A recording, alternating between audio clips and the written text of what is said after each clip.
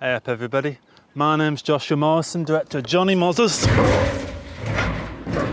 Lessons in Confidence, and today I wanted to talk to you a little bit about the future, particularly the future that involves AI, artificial intelligence and all this shite, right?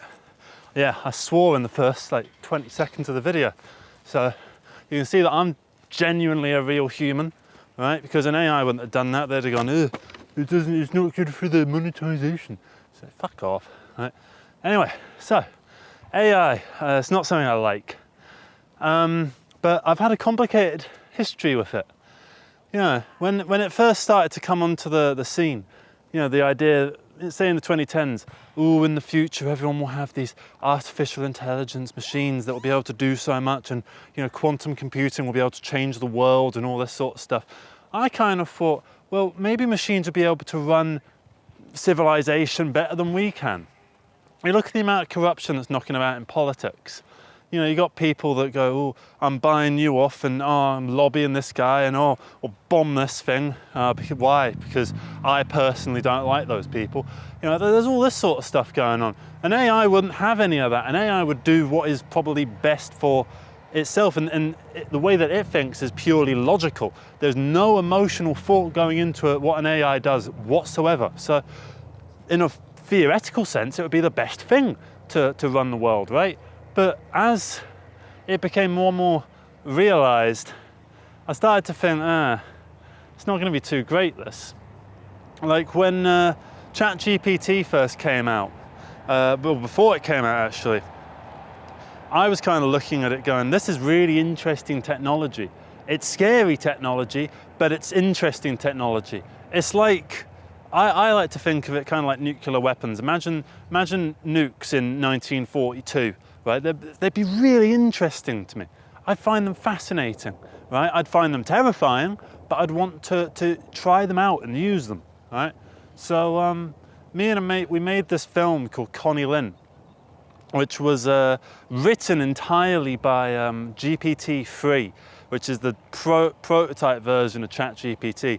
We wrote it in the summer of 2021, and we released it in the summer of 2022.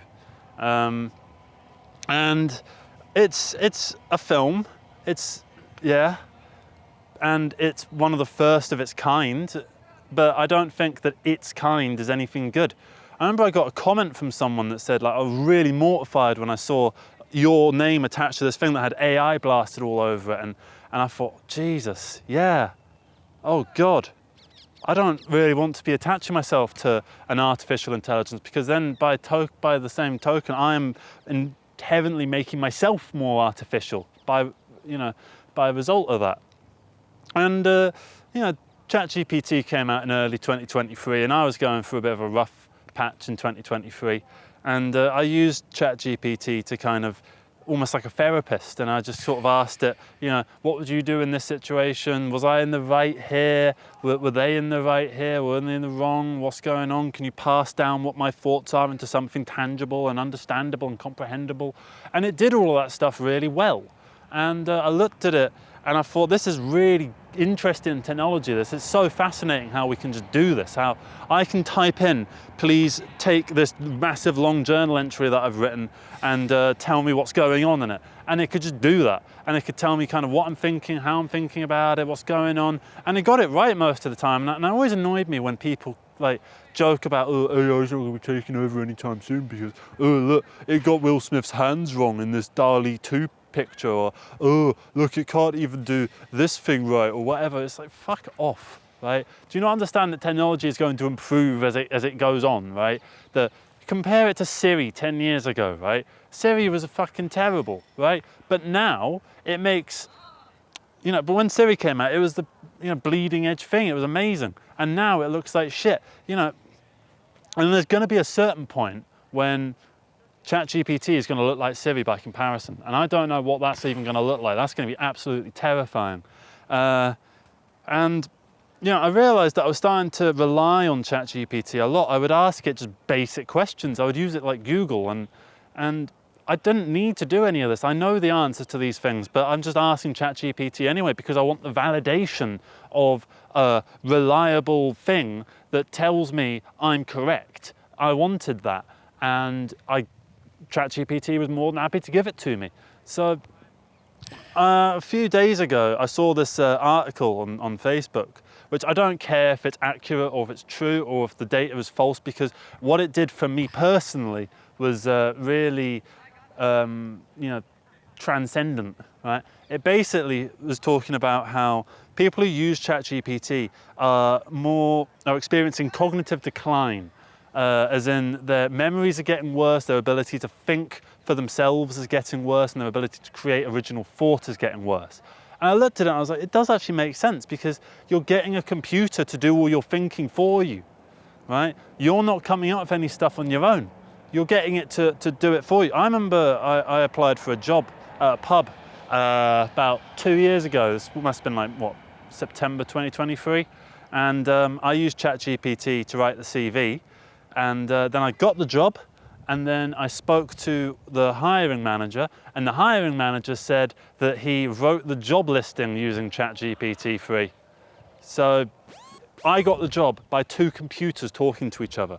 There were no humans involved in the process other than me and him sitting there going, can you write a job application for this thing? And can you write a job listing for this thing? That's it.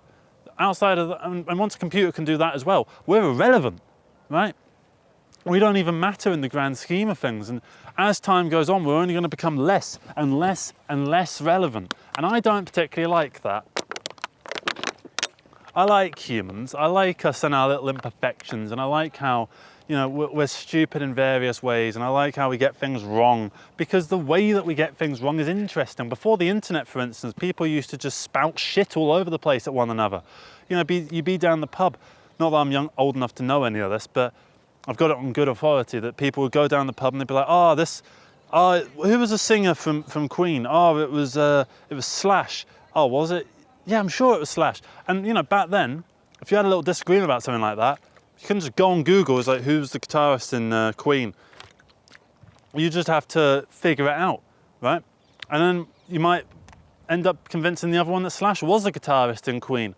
And then that person goes off and thinks that, Slash was the guitarist in Queen. And I think that was generally a better system. And yes, I do know that is the spread of misinformation. And no, I don't care, because what is more important than misinformation is the human experience of talking to one another, communication. That's what's more important than just being accurate. I don't care who the fucking guitarist in Queen was. I don't care if it was Slash or Jimi Hendrix or fucking someone from Nairobi. It doesn't matter. Right? What matters is that these people had quite an interesting discussion about it, and were able to come to a weird conclusion, and then they went off, and then it must have started another conversation when they spoke to a real Queen fan, and they go, oh, the guitarist from Queen is really good, aren't they? Yeah, Slash is fantastic. What do you mean, Slash? Slash isn't a guitarist in Queen, right? That is what I want. I want to see more stuff like that. I want to see humans talking to humans, just straight, without any fucking things in between, right? I don't want any of these computers, phones, right? They have their uses. It's currently got a cable out of there that's connecting to a microphone here, that's picking up my voice here, connected to a camera there, that's going to be edited on a computer and uploaded to social media for you to watch, right? And I make decent money off that. But at the end of the day, I don't think social media is a good thing either. If I had it my way, YouTube wouldn't exist, Facebook wouldn't exist, Twitter wouldn't exist, Instagram wouldn't exist. We wouldn't have any of these things, right? We would just talk to each other like normal humans. But now, all of society runs via the internet and via all of these things. That if we were to just get rid of the internet overnight, of course the world would fall apart, because we've all become addicted to the dopamine that comes from a Google search, that comes from scrolling from a feed on TikTok. We are so addicted to our phones, to our computers, to the screens that are in front of us, to the social media that's on those screens, that we are making the world around us worse. Look at the rise of populism and fascism all across the world.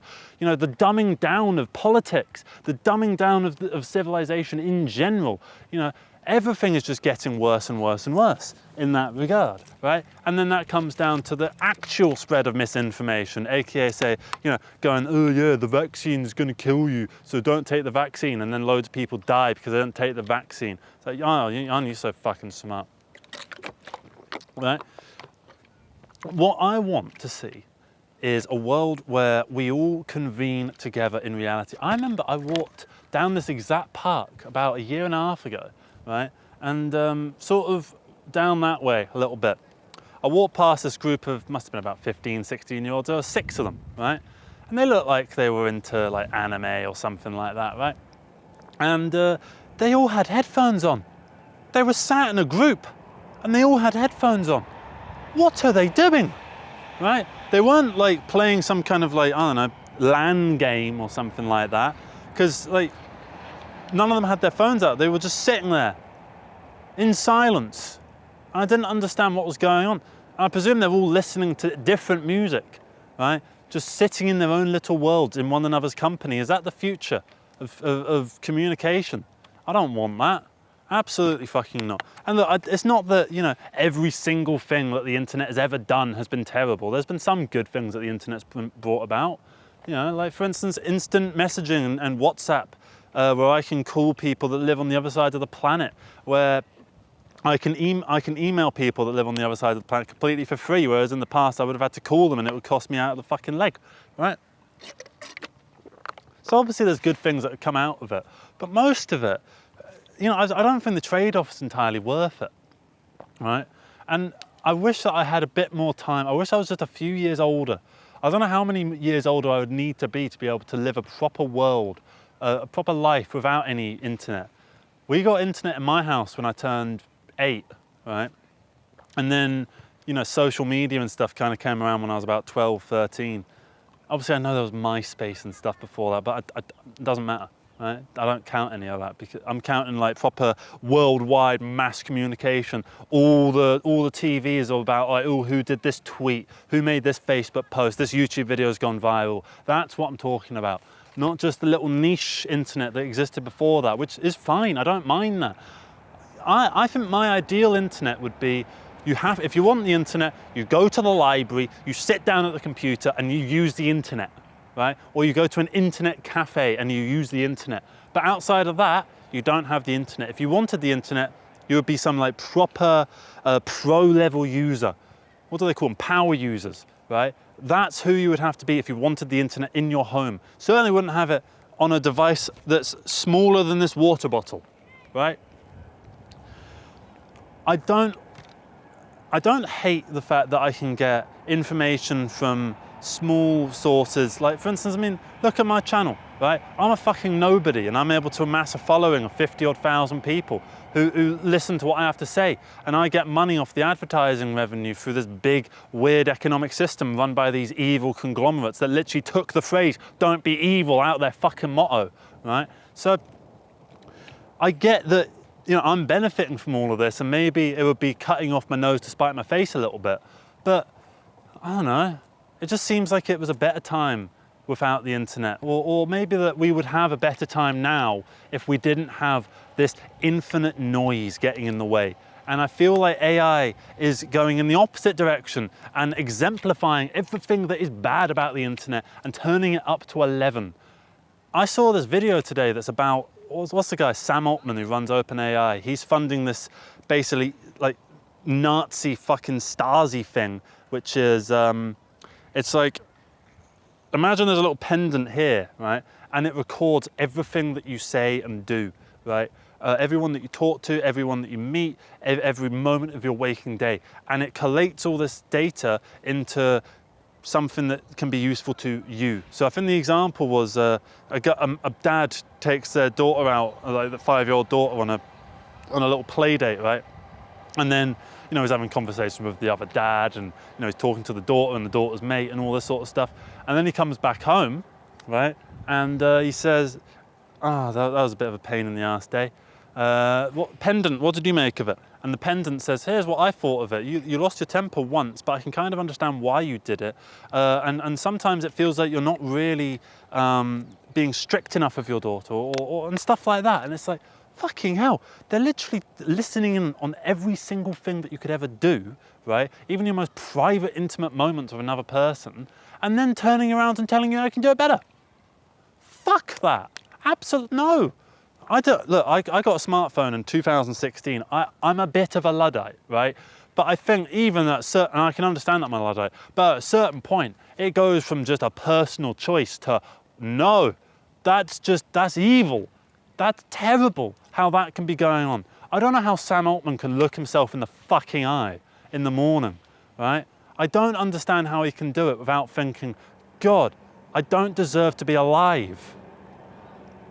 Right? He's causing so many problems with the world, not necessarily in the now, but in the long term.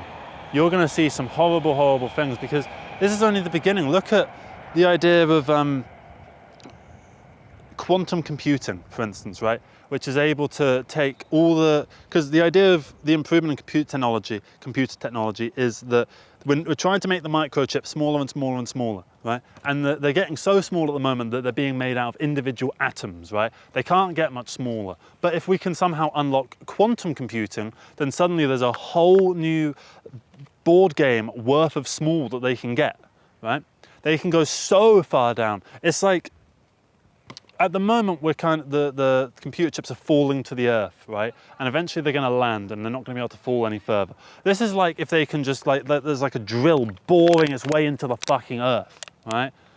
But even then, there's still a bottom to that. And I don't like where any of this goes. I don't like any of this, right? There's certainly some edge cases for AI. Like I saw one that was about how AI was being used to help develop brain scans to help try and cure brain cancer, stuff like that. That's wonderful. Good. Keep that up, right? Let AI be used for that and that alone, right? I don't need ChatGPT. You don't need ChatGPT. None of these cunts in the background need ChatGPT. Nobody on fucking Earth that is not a medical expert in like the top echelons of scientific research need AI in any capacity for anything, right? And I would love to see any comments in the bottom of this video that tell me some good edge cases for AI. Stuff that I maybe haven't thought of yet. Because, look, I'm not a perfect specimen, right? Which is good, because I don't want us to be perfect specimens. I want us to get stuff wrong. I want us to be incorrect on things. I want us to open a dialogue. The same way that Slash isn't the fucking guitarist in Queen, right? Now, you Google it, and it goes, Brian May was the guitarist from Queen, and he joined in this date, and he was here until this time, and he did this, and he was known for that. And it's like, I don't want all that information. Conversation's over. There's no conversation to be had because of that. We're just, now, if that conversation happens, it's like, who was the guitarist in Queen? Oh, yeah, it was Brian May, you were right. Silence, right? So I fucking detest AI. And after I saw that thing on Facebook, right, I know it's funny, ironic, I said I saw this on Facebook after that whole rant, right? But yeah, I saw it on Facebook, and I don't like Facebook either, but I do use it, unfortunately. After I saw it, and it basically said that people who use ChatGPT experience cognitive decline, I thought, Jesus Christ, I've been feeling like I'm getting dumber. I need to stop, and I've not touched ChatGPT since. I've not even gone to delete my account, because I feel like going onto ChatGPT to delete my account is going onto ChatGPT and opening myself up to the risk of using it, right? And I want to not use AI in the future and for any potential reason whatsoever. And I want to see how long I can do that before I'm forced to. Already Google comes up with these AI overviews if I try and Google something, and I have to scroll down because sometimes they are quite useful, but I don't know if they're correct. And at the same time, they are AI, and I don't want to use AI. So I scroll straight past them and I try and find a real tutorial on the thing that I'm trying to solve, or a real how-to video, whatever, right? And it just frustrates me, is all. It really frustrates me that I have to do this. That I have to like go sober from a thing that has only existed for the past like 5 years, right? And I encourage you all to do the same. Don't even delete your ChatGPT account, just stop going on it. We need to draw a line somewhere, and I just look at the world around us like, has technology not progressed enough? Has it not? So no, we don't need to go any further, right? We really don't. As far as I'm concerned, Google Drive, that was the last thing we needed to invent. That's the most recent thing I use that's of any use to me. Let me know what is a technology that is recent that is actually useful to you, and particularly something that you think I might find useful. That's not AI. That's very key there. So yeah, I'm currently 5 days sober, clean from AI. and I intend to not use it anymore. I mean, I never used it for image generation. I certainly didn't use it as part of my creative process because I'm not a fucking loser. I just don't like the fact that it is so prevalent in and around the world. And I don't like where it's going, and I don't like the fact that it's going to take over every single job and it's going to redefine what it means to be human. There's so many questions that need to be answered that I think, why do we need to even have these questions raised? You know, it's like asking, why is purple that colour? I don't know, does it matter? Well, apparently now it does.